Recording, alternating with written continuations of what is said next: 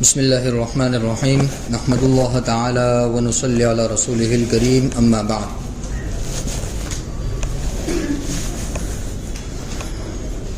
الحمدللہ آج کی تراویح میں 16واں پارہ مکمل ہوا اور 17واں پارہ پڑھا گیا۔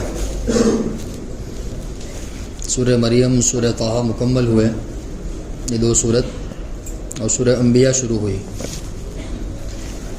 اور گزشتہ جو ہماری تفسیر چل رہی ہے وہ حضرت یوسف علیہ السلام کے واقعے سے متعلق چل رہی ہے کہ جب حضرت یوسف علیہ السلام کو زلیخا نے بہکایا، جس کی وجہ سے عزیز مصر کے سامنے زلیخا کو رسوا ہونا پڑا، اور یہ بات پھیلتے پھیلتے پورے شہر مصر میں پھیل گئی، تو مصر کی عورتوں نے زلیخا کے بارے میں باتیں ملائی، جس کی وجہ سے ان تمام عورتوں کو زلیخا نے اپنے محل میں بلایا اور ان کے سامنے حضرت یوسف علیہ السلام کو گزرنے کو کہا، تو وہ لوگ بھی حضرت یوسف علیہ السلام کی خوبصورتی کو دیکھ کر دنگ رہ گئی اور انہوں نے اپنے ہاتھ کاٹ دیے۔ حضرت یوسف علیہ السلام کو وہ لوگ اپنی طرف بلانے لگی۔ حضرت یوسف علیہ السلام نے منع کیا تو دھمکی دی کہ اگر تو نہیں مانے گا تو ہم تجھے قید خانے میں ڈال دیں گے۔ تو حضرت یوسف علیہ السلام نے فرمایا کہ قید خانہ مجھے پسند ہے اس بات سے جس کی طرف کہ یہ مستورات بلا رہی ہے، یعنی زنا کی طرف۔ تو بہرحال عزیز مصر نے یہی مناسب سمجھا کہ حضرت یوسف علیہ السلام کو قید خانے میں ڈال دیا جائے، تو حضرت یوسف علیہ السلام کو قید خانے میں ڈال دیا گیا۔ اب قید خانے میں جانے کے بعد جیسے حضرت یوسف علیہ السلام قید خانے میں گئے ہیں تو ساتھ ہی دو نوجوان بھی قید خانے میں آئے۔ اللہ پاک فرماتے ہیں وَدَخَلَ مَعَهُ السِّجْنَ فَتَيَانِ، حضرت یوسف علیہ السلام کے ساتھ قید خانے میں آنے والے دو نوجوان اور تھے۔ ان دو نوجوانوں کو بادشاہ کو قتل کرنے کے جرم میں، الزام میں قید خانے میں ڈالا گیا تھا کہ بادشاہ کے قتل کی سازش ہوئی تھی، جس کے سلسلے میں تحقیق ہوئی، ان دو کو ملزم قرار دیا گیا اور ان کا فیصلہ ہونے تک ان کو حضرت یوسف علیہ السلام والا جو بیرک تھا اس کے اندر رکھا گیا۔ تو حضرت یوسف علیہ السلام قید خانے میں جانے کے بعد چونکہ اللہ رب العزت کی جانب سے حکمت اور علم تو عطا کر دیا گیا تھا، تو اب لوگوں کے درمیان وہ تبلیغ کرنے لگے، سمجھانے لگے، کیونکہ وہ زمانہ غیر اللہ کی عبادت کا تھا۔ لوگ مصر کے اندر اللہ رب العزت کے غیر کی پوجا کیا کرتے تھے، عبادت کیا کرتے تھے۔ تو حضرت یوسف علیہ السلام نے اپنی تبلیغ کا سلسلہ شروع کیا اور لوگوں کو سمجھاتے رہے۔ تو یہ دو نوجوان تھے، دونوں ایک خواب دیکھا دونوں نے۔ اس میں سے ایک نوجوان نے یہ خواب دیکھا کہ وہ حضرت یوسف علیہ السلام کے سامنے خواب بیان کر رہے ہیں۔ احدہما انی ارانی اعصر خمرا، کہ میں خواب میں دیکھ رہا ہوں کہ شراب نچوڑ رہا ہوں۔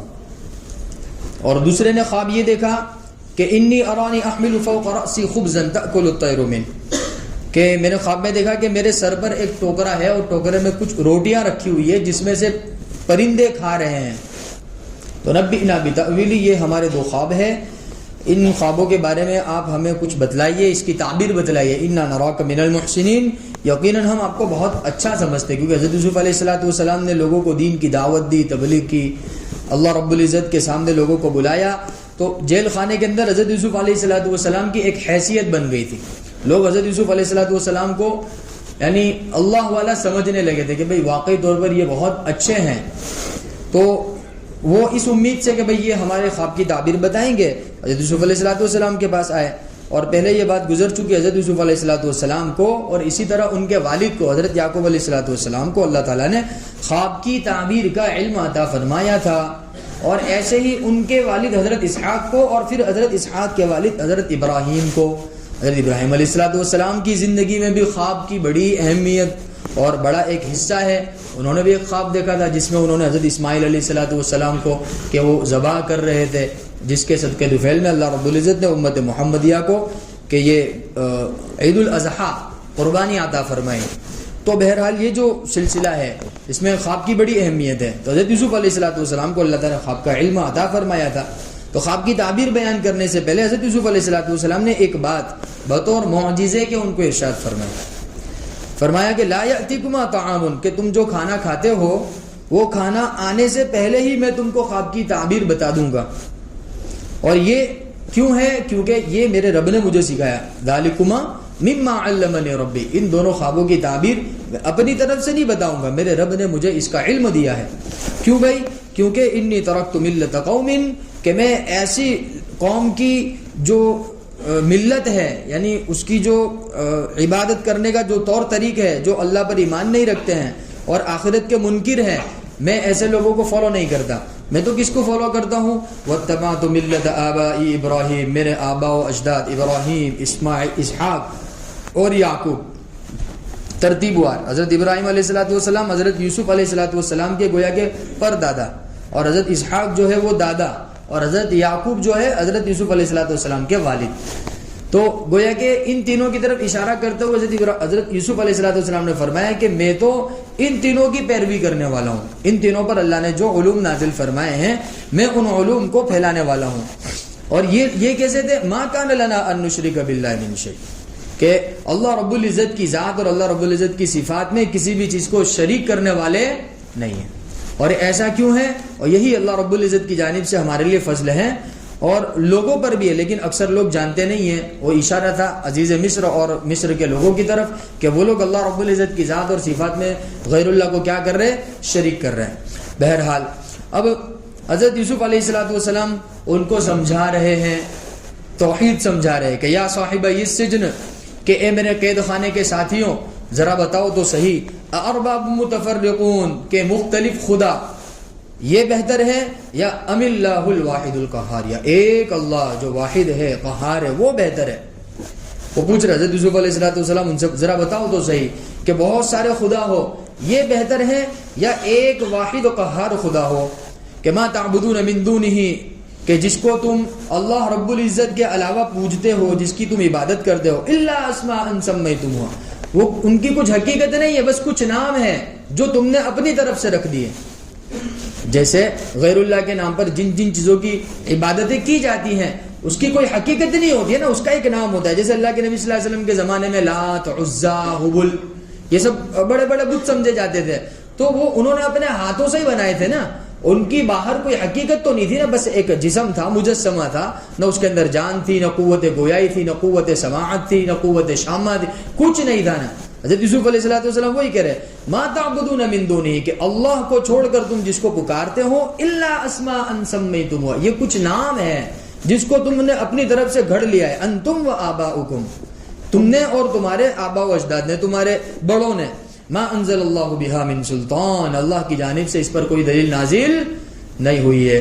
پتہ چلا کہ آبا و اجداد کا دین اللہ کے یہاں معتبر نہیں ہے، وہ دین معتبر ہے جو اللہ نے اور اللہ کے رسول نے بتایا ہے، سمجھایا ہے، پہنچایا ہے. تو لہذا موجودہ زمانے میں بھی بہت سارے حضرات جو ہے وہ بڑے بڈھوں کی بات مانتے چلے آ رہے ہیں کہ بڑوں کا ماننا ایسا ہے، گھیڑوں کا ماننا ایسا ہے. حضرت یوسف علیہ السلام کا یہ جو قول ہے اللہ قرآن پاک میں نازل فرما رہے، اور گویا کہ ہم کو اللہ رب العزت نصیحت کر رہے کہ دیکھو جس طریقے سے حضرت یوسف علیہ السلام نے اپنے قید خانے کے ساتھیوں سے کہا تھا کہ تم جس کی طرف اللہ رب العزت کے علاوہ جس کو تم پکارتے ہو یا لوگوں کو بلاتے ہو ان کی کچھ حقیقت نہیں ہے، اور یہ صرف تم نے اپنی طرف سے اور تمہارے آبا و اجداد نے اپنی طرف سے بنا لیے. ما انزل اللہ بہا من سلطان، اللہ کی جانب سے اس کی کوئی حقیقت، کوئی دلیل نازل نہیں. ان الحکم الا للہ، حقیقت تو صرف اللہ کی ہے. امر اللہ تعبدوا الا، اللہ نے یہ حکم دیا ہے کہ صرف کس کی عبادت کی جاوے؟ اللہ ہی کی عبادت کی جاوے. لا ذالک الدین القیم، اور یہی راستہ سب سے بہترین راستہ ہے. ولکن اکثر الناس لا یعلمون، لیکن اکثر لوگ جانتے نہیں. یعنی کون لوگ نہیں جانتے؟ جو اللہ رب العزت کی ذات میں اور اللہ رب العزت کی صفات میں شرک کرتے ہیں. اللہ رب العزت کو بالکل پسند نہیں. اس نے قرآن پاک میں ایک جگہ اللہ رب العزت نے ارشاد فرمایا نا کہ اللہ سب گناہ معاف کر دے گا، لیکن شرک کا گناہ اللہ رب العزت معاف، اللہ اس سے ہماری حفاظت فرماوے. یہ حضرت یوسف علیہ السلام توحید سمجھا رہے ہیں. اب توحید سمجھانے کے بعد اب ان کو خواب کی تعبیر بتا رہے ہیں.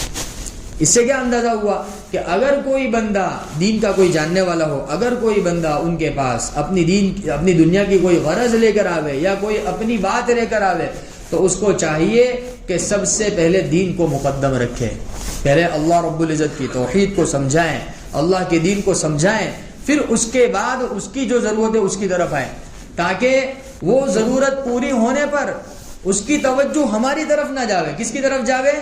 اللہ کی طرف جاوے۔ جیسے لہذا موجودہ زمانے میں کیا ہوا کہ جتنے حضرات تعویذ گھنٹے وغیرہ میں مبتلا ہوتے ہیں تو ان کی نظریں سیدھے تعویذ والوں کے اوپر ہی جاتی ہے کہ بھائی فلاں مولانا بہت اچھے ہیں، فلاں ان کا تعویذ اتنا اچھا ہے، ان کی پڑھت اتنی اچھی ہے کہ وہ وہاں بیٹھے بیٹھے پڑھت پڑھ لیتے ہیں، اور یہاں احمدآباد میں کیا ہو جاتا ہے، اس کا اثر ظاہر ہو جاتا ہے۔ تو پتہ چلا کہ اگر کوئی بندہ لوگوں کی ضروریات کو پورا کرنے میں لگا ہوا ہے تو اس کو چاہیے کہ جب ضرورت پورا کرنے کے لیے لوگ اس کے پاس آئے تو وہ سب سے پہلے کس کا تعارف کرائیں؟ اللہ کا تعارف کرائیں۔ حضرت یوسف علیہ السلام نے پہلے کس کا تعارف کرایا؟ اللہ کا تعارف۔ حالانکہ ان لوگوں کو اعتماد تھا اس بات کا کہ حضرت یوسف علیہ السلام ان کو ان کی خواب کی تعبیر بتلا دیں گے، تو حضرت یوسف علیہ السلام نے یوں نہیں کہا کہ ہاں چلو میں تم کو تمہارے خواب کی تعبیر بتا دیتا ہوں، نہیں، لیکن کہا ذالکما مما علمنی ربی، میں تم کو خواب کی تعبیر تو بتاؤں گا لیکن یہ جو تعبیر ہے نا یہ میں اپنی طرف سے نہیں بتا رہا ہوں بلکہ میرے رب نے مجھے عطا فرمایا۔ اور پھر اللہ رب العزت کا تعارف کرایا کہ اللہ کی ذات کیا ہے، اللہ کی صفات کیا، اس میں شرک نہیں کرنا ہے، اور میں کن لوگوں کی طرف لوگوں کو بلاتا ہوں اور میں کن کا فالوور ہوں، اس کو بتا کر کے یہ گویا کہ توحید اور تبلیغ حضرت یوسف علیہ السلام سمجھائی۔ اب اس کے بعد کیا بتا رہے ہیں؟ تعبیر بتا رہے ہیں۔ اس سے کیا پتا چلا کہ حضرت یوسف علیہ السلام نے ان کو اپنی ذات سے منسلک نہیں کیا بلکہ کس کی طرف منسوب کیا؟ اللہ کی طرف منسوب کیا۔ لہذا ہم کو بھی ایسا چاہیے کہ جو لوگ دین کے کام میں لگے ہوئے ہیں یا یہ ہے کہ جو لوگوں کے نفع رسانی کے لیے کام لے کر بیٹھے ہیں تو ان کو چاہیے کہ سب سے پہلے وہ کس کا تعارف کرائیں؟ اللہ کا تعارف کرائیں۔ لہذا اب ان کی خواب کی تعبیر بتا رہے کہ یا صاحب السجن، کہ اے میرے قید خانے کے ساتھیوں، تم میں سے ایک نے تو یہ خواب دیکھا کہ بھئی وہ انگور سے شراب نچوڑ رہا ہے، اور دوسرے نے یہ خواب دیکھا کہ اس کے سر پر ٹوکرا رکھا ہوا ہے جس میں روٹیاں ہیں اور اس میں سے پرندے کھا رہے ہیں۔ تو پہلے والے نے جو خواب دیکھا ہے کہ وہ آزاد ہو جائے گا، وہ کیا ہو جائے گا؟ آزاد ہو جائے گا، اور وہ بادشاہ کے دربار کے اندر ایک بڑا مقام حاصل کرے گا، اور وہ لوگوں کے لیے بادشاہ میں کیا شراب تیار کرے گا اور لوگوں کو پلائے گا شراب، یعنی وہ بادشاہ کے دربار کا خاص نمائندہ بن جائے گا، وہاں کا ندیم بن جائے گا، خاص آدمی بادشاہ کا۔ اور دوسرا جس کے ٹوکرے میں سے گویا کہ پرندے کھا رہے تھے کہ اس کو سولی پہ چڑھا دیا جائے گا۔ حضرت یوسف علیہ السلام نے تعبیر سنائی تو وہ ہنسنے لگا اور کہنے لگا کہ ہوتا ہوئے گا ایسا، یار اتنا اچھا خواب میں نے دیکھا ہے، یہ تو سخاوت کی طرف اشارہ کر رہا ہے۔ کس کی طرف اشارہ کر رہا ہے؟ کہنے لگا سخاوت کی طرف اشارہ کر رہا ہے۔ حضرت یوسف علیہ السلام نے فرمایا قضی الامر الذی فیہ تستفتیان، گمان میں مت رہنا، اللہ کی جانب سے فیصلہ ہو چکا ہے، ایسا ہی ہونے والا ہے کہ کیا کر دیا جائے گا، تمہیں سولی پر چڑھا دیا ہے۔ قضی الامر الذی فیہ تستفتیان، اللہ کی جانب سے فیصلہ ہو چکا تھا جس کے بارے میں یہ دونوں پوچھ رہے تھے۔ بہرحال حضرت یوسف علیہ السلام کو جس کے بارے میں گمان تھا کہ یہ کیا ہو جائے گا، کہ آزاد ہو جائے گا، اس سے حضرت یوسف علیہ السلام نے بطور سبب کے کیا فرمایا؟ وقال الذی ظن انه ناج، جس کے بارے میں گمان تھا کہ وہ نجات پا جائے گا، منہما، ان دونوں میں سے، اس سے کہا کہ اذکرنی عند ربک، کہ جب تو آزاد ہو جاوے، اور عزیز مصر اس وقت کا جو بادشاہ تھا، جب تیرا ان کے پاس جانا ہو تو ان کو میرے بارے میں مذاکرہ کرنا کہ بھئی ہم قید خانے میں تھے تو ہماری ایسے ایک شخص سے ملاقات ہوئی جن کا نام یوسف ہے، بولا میرا مذاکرہ کرنا، اس کو پتا تو چلے کہ بھئی تم نے کسی بندے کو قید خانے میں ڈالا ہے، اب آگے اس کی کچھ سماعت تو ہونی چاہیے نا، کیونکہ ایک لمبا عرصہ ہو گیا تھا حضرت یوسف علیہ السلام کو قید خانے میں آئے ہوئے۔ تو کہا کہ بھئی یاد تو دلانا کبھی، تو چلو ٹھیک ہے انشاءاللہ میں باہر جانے کے بعد اس کو یاد دلاؤں گا۔ فانساہ، لیکن اس کو شیطان نے بلا دیا، وہ اپنے بادشاہ کے سامنے اس کا ذکر کرنا بھول گیا۔ تو اب حضرت یوسف علیہ السلام کو مزید قید خانے میں رہنا پڑا، فلبث فی السجن بضع سنین، چند سال اور رہنا پڑا، کل ملا کر حضرت یوسف علیہ السلام کو 12 سال جیل خانے میں رہنا پڑا۔ کتنے سال؟ یہ وہ سزا کاٹ رہے جس کا انہوں نے کچھ گناہ کیا ہی نہیں تھا، کوئی جرم ہی نہیں تھا ان کا، بغیر کسی جرم کے، بغیر کسی گناہ کے، بغیر کسی معصیت کے حضرت یوسف علیہ السلام نے کتنے سال قید خانے میں گزار دیے؟ 12 سال، اور وہ 12 سال وہ بھی بڑھاپے کے نہیں تھے، جوانی کے تھے، خوبصورت جوانی کے 12 سال تھے۔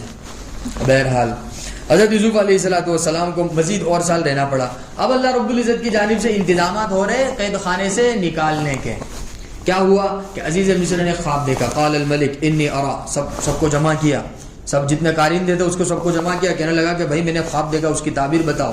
کیا خواب دیکھا میں نے خواب دیکھا کہ 7 موٹی تگڑی گائے ہیں، یاکلہن 7 عجاف و7 سنبلات خضر واخر یابسات، اور 7 پتلی دبلی گائے ہیں. تو جو پتلی دبلی گائے ہیں وہ موٹی تازی گایوں کو کیا کر جاتی ہے؟ کھا جاتی ہے. عجیب و غریب خواب ہے. ہونا تو یہ چاہیے تھا کہ بھائی جو تگڑی ہے وہ جو ہے کمزور کو کھا جاوے، لیکن یہاں کمزور جو ہے وہ جو طاقتور ہے اس کو کیا کر رہی ہے؟ کھا جا رہی ہے. یا ایھا الملو، اے کارندو، اے میرے ماننے والوں، افتونی فی رؤیایا. اس نے اپنے زمانے کے جو بڑے بڑے لوگ تھے ان سب کو جمع کیا کہ مجھے میرے خواب کی ذرا تعبیر بتاؤ. ان کنتم للرؤیا تعبرون، اگر تم خواب کی تعبیر جانتے ہو. تو ان کو تو علم تھا نہیں، تو کیا کہنے لگے؟ اضغاث احلام، ارے بادشاہ سلامت، یہ تو سب ایسے ہی بیکار قسم کے خواب ہیں، اس کی کوئی حقیقت نہیں ہے، بس ایسے ہی ہے، جانے دو اس کو. وما نحن بتأویل الاحلام بعالمین، اور ایسے بیکار خوابوں کی ہم تعبیر نہیں بتایا کرتے. ان کو یہ کہنا چاہیے تھا نا کہ بھائی ہمیں علم نہیں ہے، تو انہوں نے کیا کہا؟ اپنی کم علم کا اظہار نہیں کیا. جو غلط آدمی ہوتا ہے نا تو وہ اپنے آپ کو سچا ثابت کرنے کی کوشش کرتا ہے. تو خواب تو معنی دار تھا، معنی والا تھا، خواب کا ایک معنی تھا، وہ آگے حضرت یوسف علیہ السلام بتائیں گے. لیکن ان کو خواب کا علم نہیں تھا نا، کم علم تھے، جاہل تھے یہ لوگ. تو جاہل اپنی جہالت کو چھپانے کی کوشش کرتا ہے، تو یہ بھی اپنی جہالت کو چھپانے کی کوشش کرتے ہوئے کہہ رہے ہیں کہ بادشاہ سلامت، آپ نے جو خواب دیکھا یہ خواب ہے ہی تھوڑی، یہ تو صرف بس ایسے ہی خیالات ہے، اس کی کوئی حقیقت نہیں ہے. اور جس کی کوئی حقیقت نہیں ہوتی ہم اس کی تعبیر بتاتے ہیں، اب یوں نہیں کہہ رہے کہ ہم کو تعبیر کا علم نہیں ہے.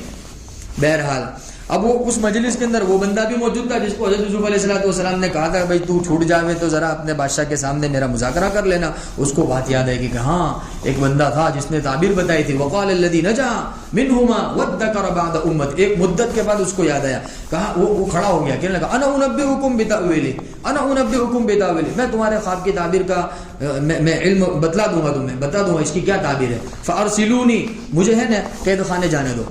یوسف ایھا الصدیق، میں وہاں پر ایک یوسف نام کا بندہ ہے، میں اس سے جا کر کے آپ کے خواب کی تعبیر کچھ کہتا ہوں. بادشاہ نے کہا کہ ٹھیک ہو، اس کو بھیج دیا جائے. وہ قید خانے میں آیا اور حضرت یوسف علیہ السلام سے کہنے لگا یوسف. اب حضرت یوسف علیہ السلام کی تعریف کر رہا ہے کیونکہ ایک کام اس کو سونپا گیا تھا نا وہ بھول گیا.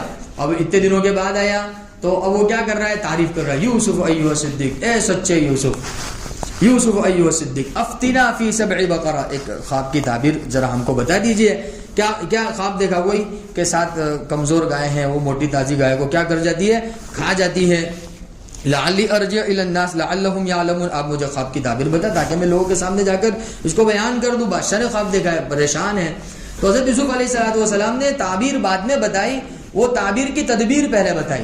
یہ حضرت یوسف علیہ السلام کی حکمت تھی، عقل مندی تھی. اللہ نے تعبیر رؤیا اس کا علم عطا فرمایا تھا. تو پہلے تدبیر بتا رہے، تعبیر بعد میں بتا رہے، پہلے تدبیر بتا رہے کہ جو خواب کی تعبیر ہے اس کی تدبیر دراصل یہ ہے کہ قال تزرعون 7 سنین دأبا، کہ جب تم کھیتی باڑی جب تمہاری ہو جاوے اور جب تم اس میں سے غلے کو کاٹنے لگو تو جتنا تم کو ضرورت ہو اتنا ہی تم لینا اس میں سے، اور جو ضرورت سے زیادہ ہو اس کو بالیوں کے اندر ہی چھوڑ دینا. یعنی جو بھی تمہارا اناج اگے، گیہوں اگے، چاول اگے، اس زمانے میں جو بھی کھیتی ہو رہی ہوگی، حضرت یوسف علیہ السلام نے فرمایا مما تاکلون، جتنا تم کھا سکتے ہو اتنا ہی توڑنا، اتنا ہی لینا، باقی اس کے اندر فذروه فی سنبلہ، اس کی بالیوں کے اندر چھوڑ دینا.